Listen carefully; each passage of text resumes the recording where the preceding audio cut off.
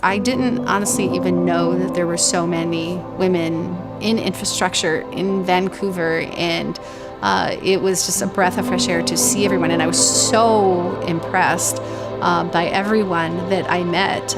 It feels crazy to be among them, and so it's a huge honor to be nominated.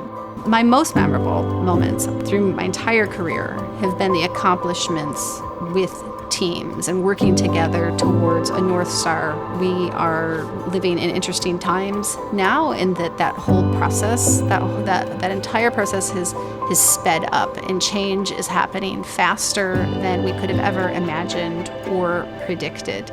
But the underlying truths still remain, to the extent that we can stay focused on what we need to deliver and work together as teams and get the best out of everyone at the table and create an environment where we can get everyone at the table, then that will serve us the best in the long run. My job was to be the ultimate authority on making decisions on the reactor. So for example, I got to say really cool things like raise reactor power, lower reactor power, sink the turbine. I do remember one night, I had a reactor trip on me at 5 o'clock in the morning, and we had a valve stuck open and we had water pouring on the floor.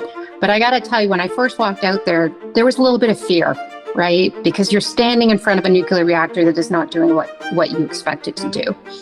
And to be honest, I took a deep breath. I realized I've got highly qualified, highly skilled staff, and I'm extremely trained. It's a real example of how when you build a team, everybody kind of knows their roles. And me going into the control room when that happened, I already knew that what the people were doing and what I expected of them, and they knew what was expected of them. And we were able to obviously solve the issue. You know, I really didn't think that I would make it to a finalist, and to be honest, I have 35 years in the industry, right? So, you know, the fact that I'm up for recognition, I think is something that I'm very, very honored by. It was a real honor to both receive the nomination, but also to read those letters of support. I was quite touched by the sentiment. And I've been really inspired reading about the other nominees and interacting with them.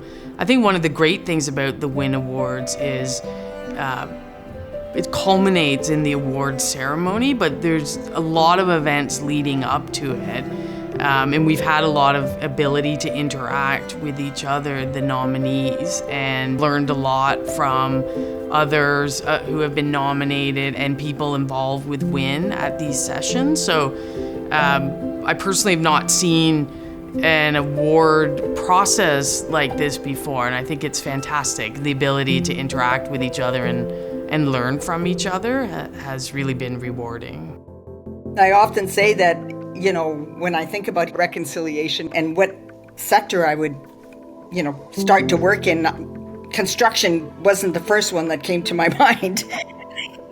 Because, you know, it has its own culture. It's male-dominated. It's, you know, tough guys. But I think one of the things that's so incredibly rewarding is to, you can see the shift. You're sitting in the circle, you can see the shift. On our Cowichan project, for the Cowichan Hospital Replacement Project, we actually have a pole at the entrance, and this comes from Bubba Queshelman, who's a Cowichan band member.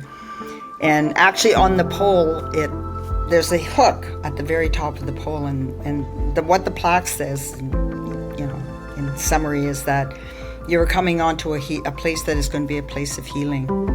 And so in this place of healing, we need to bring all of the things that are going to support healing. So love and acceptance and working together to build something. And, you know, if you're going to come in with attitudes of racism or, you know, negative kind of things, then leave it on the hook. Because we need to build this place with an open heart and love. And when you leave at the end of the day, if you want to pick your stuff up, you can do it. Or you can leave it there. It's completely up to you. Even if it's not seems to be an easy path to be in the construction industry.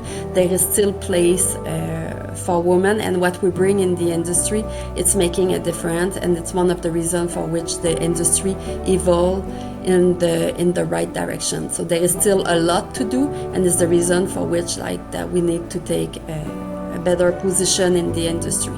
I always feel as equivalent to any other of my colleague, and as a woman I think it's the approach that we have to do. We have to stop to apologize because I'm sorry, I apologize, I have to go to pick up my daughter, where I have to go to an appointment. So at the end we are working very hard as any other person, and the way that we are managing our schedule, the way that we are managing our balance between family, work and everything, it's something that belongs to us, and no one should judge us on the way that we are doing it. So we should stop to apologize and just being concentrated on what we are doing and doing it well. I want people to know that they can tell me the truth. I want to hear the truth, especially when it's the things I don't want to hear. And being able to do that, especially if you're speaking to somebody who's 2, 3, 4 levels above you in the organization, it can be really challenging. But if you're able to master that skill, it positions you as this trusted advisor. So it's not just about being able to speak up in a boardroom. Timing is everything. So it's about being able to pick your time and communicate those messages, again, very, very succinctly, very factually, very respectfully, so that you're able to deliver important information to senior people. I think the outcome of having a culture that is comfortable speaking truth to power is breaking down barriers, all different kinds of barriers, whether they're process barriers or systemic barriers. And ultimately, the outcome is a workforce that is more authentic, more engaged, more honest. And when it comes to delivering infrastructure, breaking down those barriers is critical.